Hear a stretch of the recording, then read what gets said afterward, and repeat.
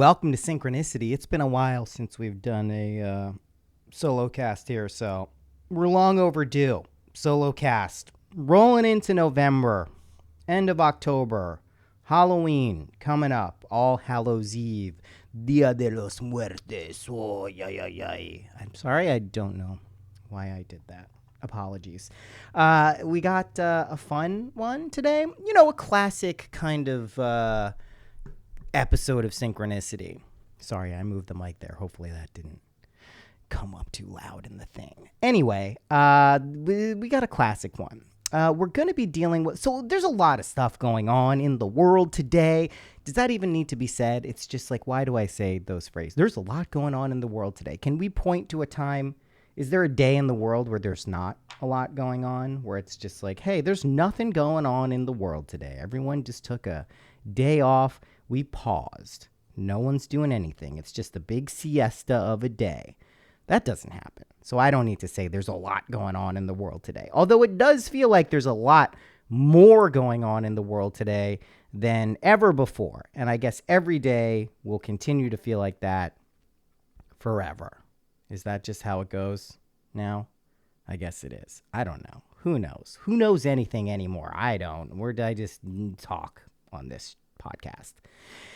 Anyway, we got the election coming up. That's going to be fun for everyone. Everyone will be happy. No one will be upset. Certainly not 50% or so of the populace of the United States. They won't be devastated no matter what happens. I have made my political views clear. I don't vote, okay? If I really gave a shat, I would vote. And then you could flame me for whoever I picked and you didn't like, or praise me because I picked the person that you liked, whatever. I don't vote, all right? I'm not saying this is some, like, braggadocious, oh, look at me, I'm so cool, I don't vote. I just don't vote because I don't care. I genuinely don't care.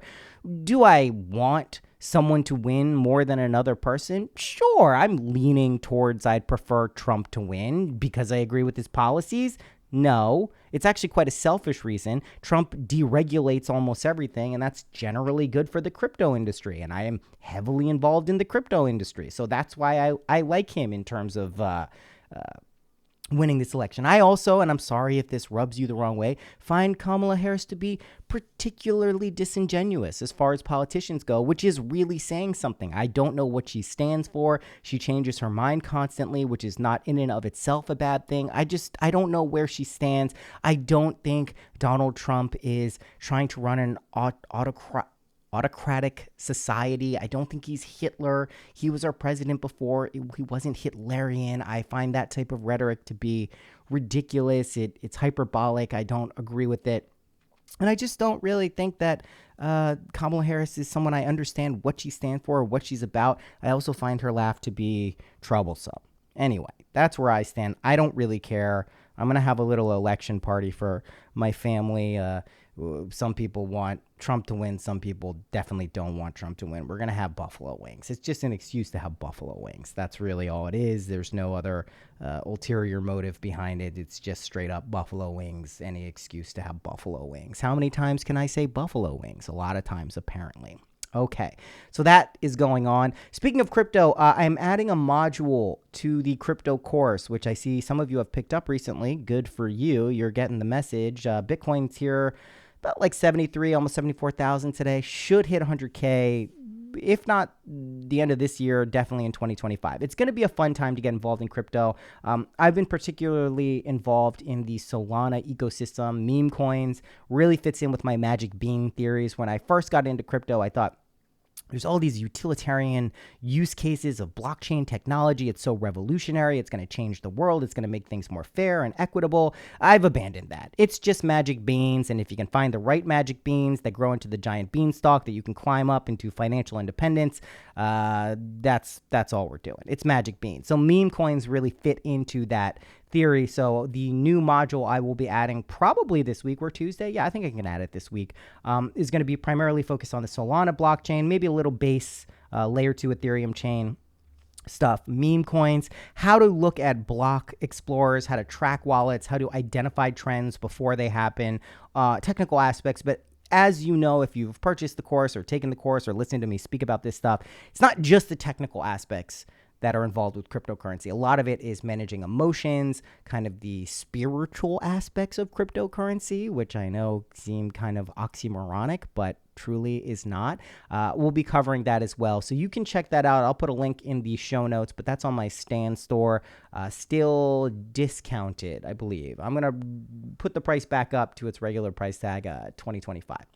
And then finally, before we get into the meat of the episode, the astrology, why do I say it like that? Because I was going to say astrological. The astrology readings are open, as well as the tarot readings, which are audio only right now. The astrology readings are via Zoom. Those will be recorded and sent to you.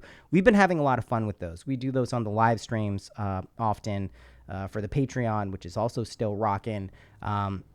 So if you're interested on that, those are also reduced price until the end of the year. So you can go sign up for any of those if you want to get a reading, crypto course, whatever it is. You know, all the various offerings one does in today's digital landscape. All right, let's get to the episode. So I, every week, do readings for the Patreon. I pull cards, typically a 3-card spread, and I talk about, you know, what this week is about. Sometimes it'll be kind of for the rest of the month, sometimes for the season or the rest of the year. And a lot of stuff has been coming up kind of about setting your own intention and compass and being able to, you know, find your own path, find your own way of doing things, but also how to manage expectations, right? A lot of times what happens with manifestation techniques, whether it's the imaginal stuff or something else, is you find a new one, you get super gung-ho about it, you put all your energy into it, and, you know, you get some results. And you're like, holy shit, this is life-changing. This is going to change my life. I'm always going to use this. This is the most important thing ever. I'm never going to forget how amazing this is. And I can't believe I have revolutionized my life with these amazing findings. Wow, amazing. And then the honeymoon period tends to die down. And this happens with any relationship, not just with a physical relationship with another human being, but with anything we identify with or discover. There's this beautiful honeymoon period where you're so in love and you can't believe you discovered each other and it couldn't be any more. It'll always be so perfect and it's going to last forever. And then the real reality of the relationship begins to set in. And you realize there are pros and cons. There are difficulties. There are ebbs and flows. There's good and bad. And this often happens when we're doing our manifestation techniques is we start encountering obstacles, roadblocks, challenges, chaos, things that typically we can circumvent when we find a new thing and put our energy into it. The way a metaphor I like to use, because this is just something that is applied in my life, is I have been, you know, a music producer for a long time, and, you know, I'll find a new plugin, like a new effects unit, or I'll find a new soft synthesizer or a new physical synthesizer, and I'll get so into that synthesizer or effects unit, and I will just use it for everything. I'll go through all the presets, I'll go through all the parameters, I'll play with it, and it's like so amazing. I put it in all my songs. It's so incredible. I'm going to use this forever. And then, you know, after a few months, maybe a year, I'm like, I need a new one. I need something, new sounds, new effects. And this is just something that happens. And it's okay that it happens. You're actually building up a repertoire of things and kind of a arsenal of tools that you can use. But if you allow it to get to the point where you discard what you've discovered and kind of say, oh, well, this isn't really that useful. It's not doing what it did for me before. It's not as effective as I thought it was. Then you can kind of fall out of love with this stuff. And that's not how relationships, at least long-term relationships, are built or crafted or sustained, most importantly. So what do we do when we are working on something or we're implementing some technique or strategy and it's just not giving us the outcomes we wanted? Let's say it's not giving us the outcomes we wanted, also in the time frame that we wanted. Now, granted, we tend to put artificial time frames on things. We say, well, it needs to happen within this time frame, or it doesn't work. And we do this all the time, not just with, like, you know, imaginal techniques or spiritual modalities. We say, well, this has to happen by then or it just doesn't work. And, like, you know, you could look at the Dolphins is doing this to me. They need to win a Super Bowl at some point in my life. Is that too big of an artificial constraint to put on, that the Dolphins can win a fucking Super Bowl in my lifetime? Fuck. Jesus Christ, guys, what is going on? You lose to the fucking Cardinals on the last play? This team is destroying my soul. I'm not happy with them. I'm really not happy with him. I don't like it. I'm glad Tua is back. He's so much better than I thought he was, but they're just destroying me. Anyway, I haven't fallen out of love with the Dolphins, but I have realized it's an abusive relationship, and I am a battered wife in this relationship, and it's not fair, and it's not nice. And I go to the police, and they say, what can you do? Just leave them. Leave them. They're beating you. Why are you staying with them? I don't know. I love them. They're good to me. Sometimes they win and do nice things for me. And they're like, you're an idiot. And I'm like, I know. So I get it. Anyway, artificial constraints on timelines of when we want something to happen. What do you do? What are your options at that point? Well, certainly one option is to just give up and say, you know what, this doesn't work. It's never going to work. Maybe I just got lucky. Maybe it was just a coincidence. Maybe it was just the bridge of incidents that led to that. I just had good timing. It really doesn't have anything to do with the technique itself. It's just I got lucky. It was just good fortune. I found it at the right time, or it used to work and now it doesn't work. Or maybe I was in the right headspace and now I'm not, so therefore it doesn't work. It's one thing you can do. The other thing you can do is say, well, you know what? Maybe I'm doing it wrong. Maybe there's something I'm missing. Maybe I need to go back to the drawing board and discover what that key component is that I'm not doing correctly. And again, both of these are kind of blaming another thing, right? In one case, it's blaming that the thing doesn't work anymore. The technique doesn't work anymore. The second one is blaming yourself that you're not doing something right. And blame game isn't going to get you anywhere with this stuff. It's just not how it works. It's not something that it's not the root issue. So the gist of what I'm suggesting this week and, related to all of this stuff is that essentially there is a key that opens a door. And one of the things that we do, right, is we begin to doubt and question whether a key is going to fulfill its intended purpose. Now, I've spoken about this before.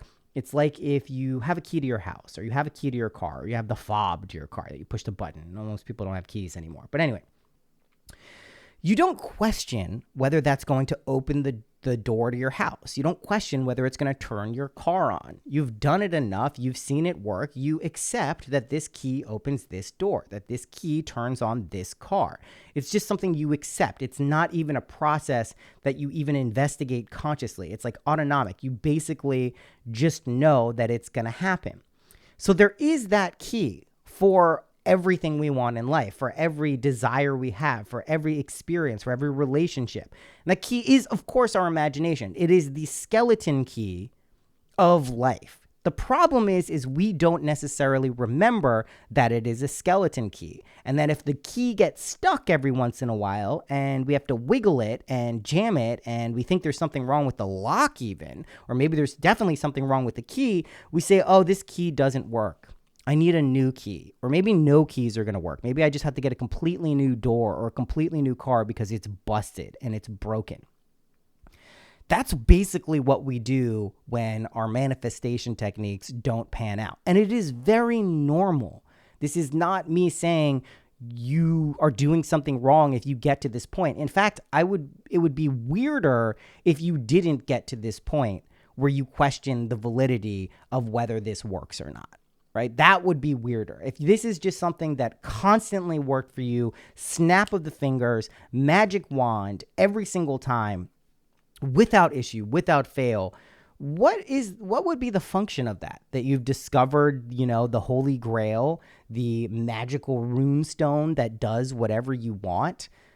Cool, that's nice. That's more for like the astral realm or a dream world. That's not what we do in this realm. In case you haven't discovered it yet, this is a realm where we learn things through struggle, where we learn things through tension, where we even learn things through suffering. And you can question whether that's a place we want to be or not, but the reality of the situation is this is where we are.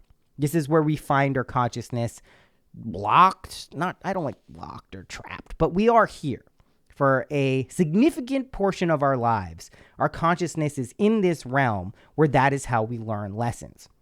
So you can question why that is. What is the functional reality of why that is. Is it just to fuck with us? Is it just to make us feel shitty when we think we've have it all figured out and, all of our life's dreams and goals are just at our fingertips, and then they slip through like some sand that we're trying to grasp onto, some magical item, and it turns to dust in our fingers like it's fucking Endgame Avengers, and it just it goes away?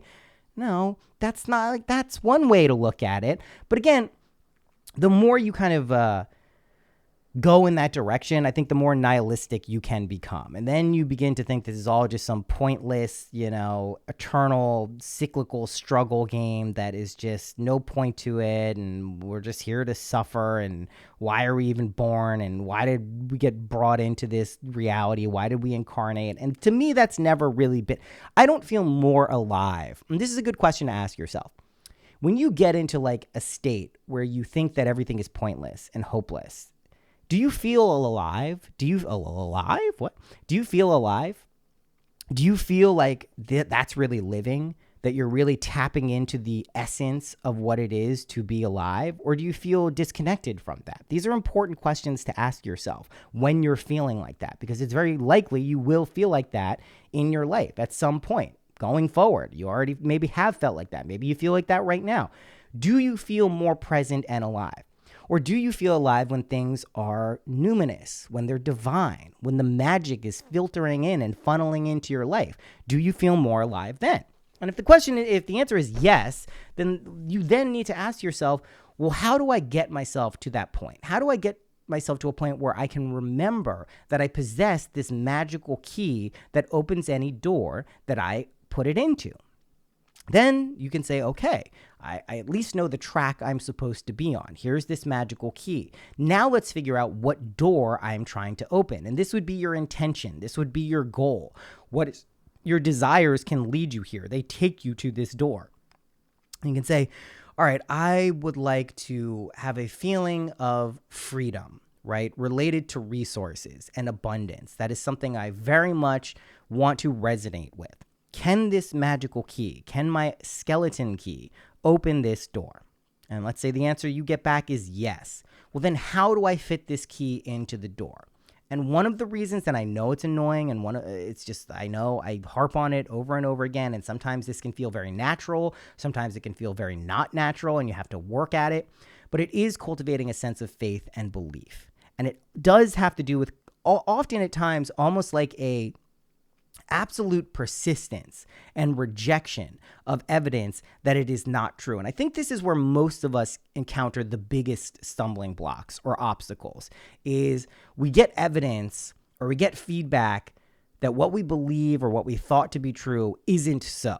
And we accept that evidence and we accept that kind of rationale or reason or logic. And we say, you know what? I was just tripping.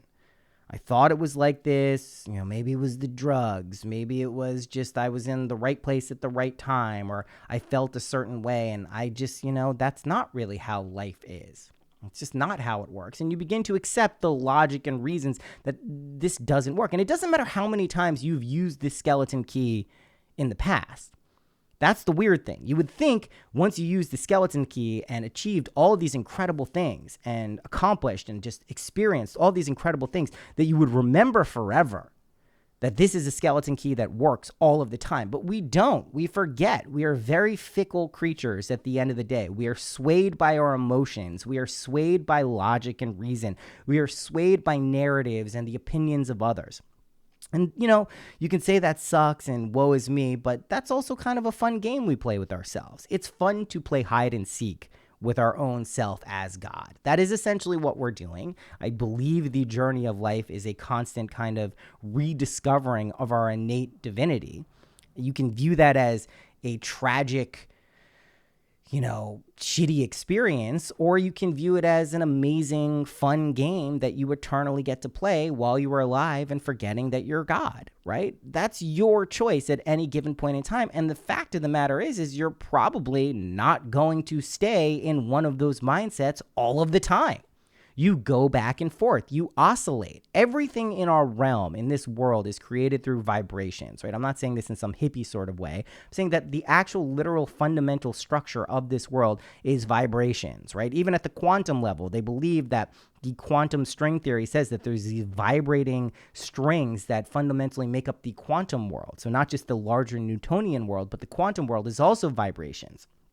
So the question is if we are vibrating at a certain thing, what are vibrations? They're oscillations that go up and down. If you've ever seen a visual representation of a sine wave, it literally is like a snake. It goes up and down, up and down, up and down. That is the experience of life. You can smooth that up and down. You can make those arcs smaller or larger. That's up to you personally. That's how you want to live your life. I am someone who tends to go big arcs. Big arcs. And that's can be fun and exhilarating, and it can be super not fun and terrifying. That's just how I've played the game for most of my life. But it is something you can modulate, right? It's something you can change. You don't have to play it the same way all of the time. And that's where our skeleton key comes in. You can meta change your relationship with manifestation, with spirituality, with how you process emotions. And I think that's why we get these examples in reality, collectively and individually, so we can specifically tune ourselves to say, what is the life I want to be experiencing? What is the life I want to be living? Do I want to be pulled in every direction that my emotions take me to? That's one way of living.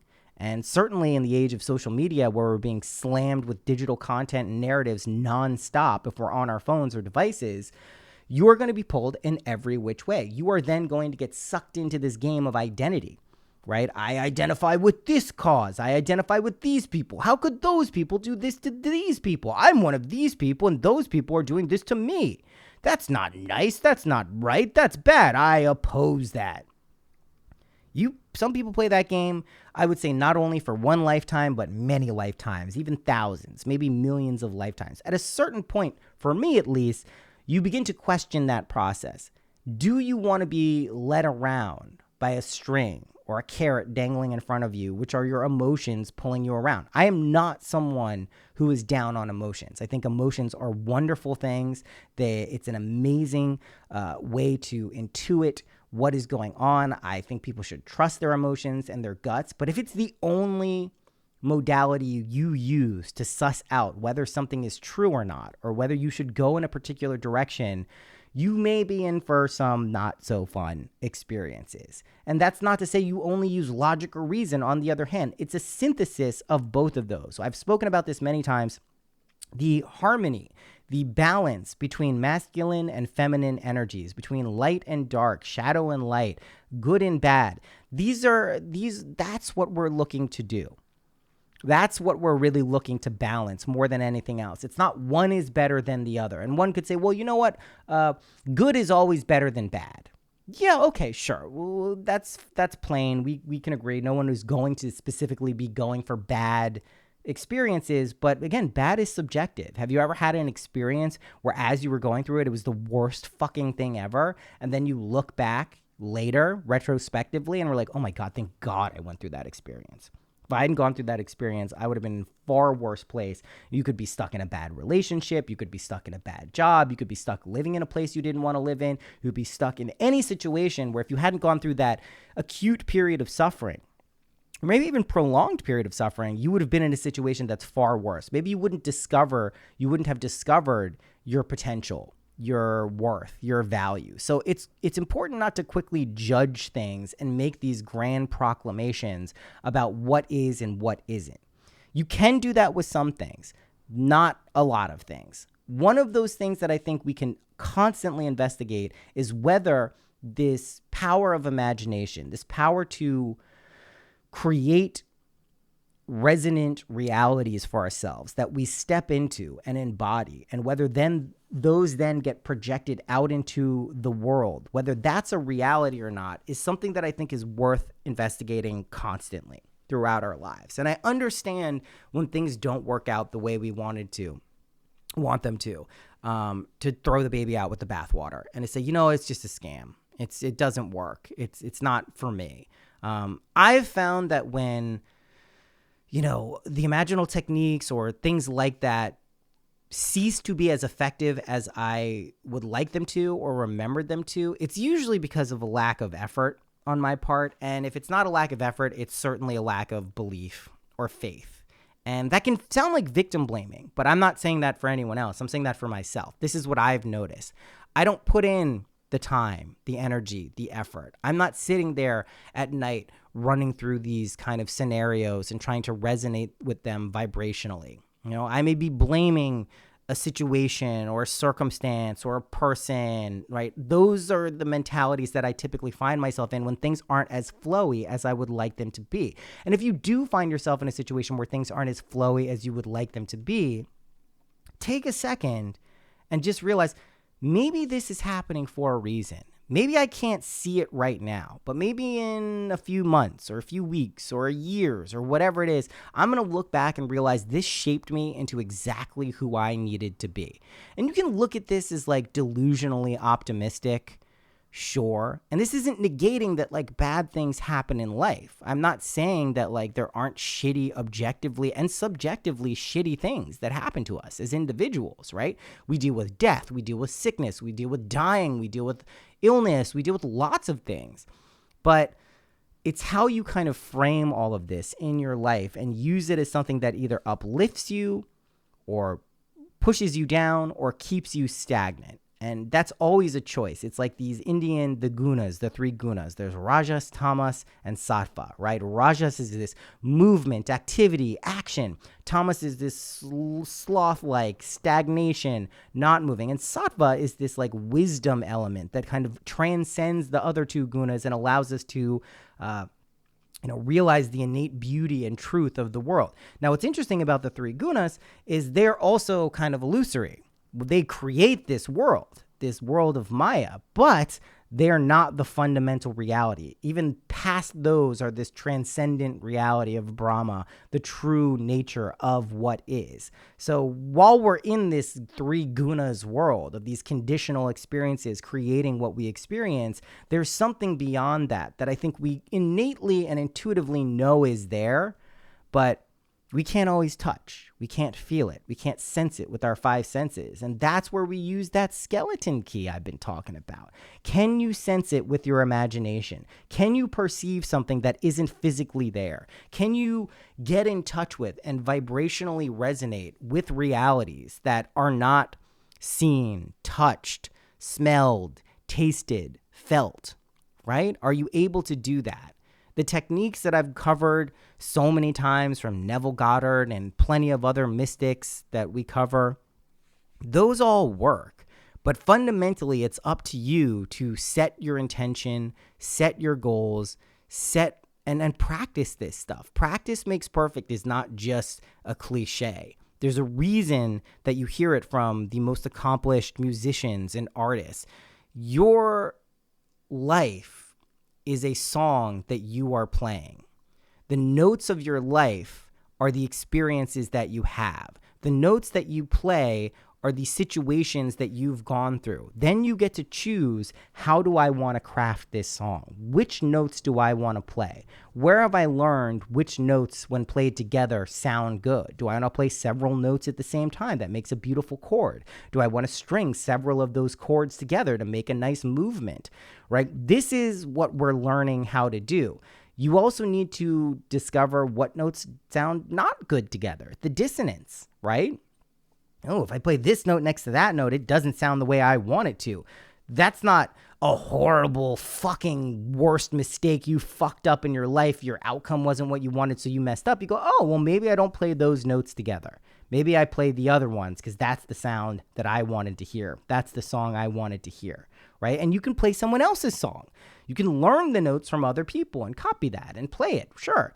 But you can also make your own music. And that, to me, has always been the most interesting part of being alive, is making your own music, discovering what already exists and synthesizing it into your own version of what is available to you and what you can potentially do. That, to me, is fascinating, and I love it. Okay, That's it. Short episode today. Just felt like getting out there, getting this out to you guys. I love you so much. We're going to have a great end of the year, great end of October. Spooky, scary, werewolf, bar mitzvah, Halloween coming out. Go sign up for the Patreon if you haven't done that. You get stuff like this every week. Here's the live streams, the crypto course, the Discord, all the fun stuff that makes fun stuff worth funning. You know what I mean? Okay. That's it. I will see you soon. Bye-bye.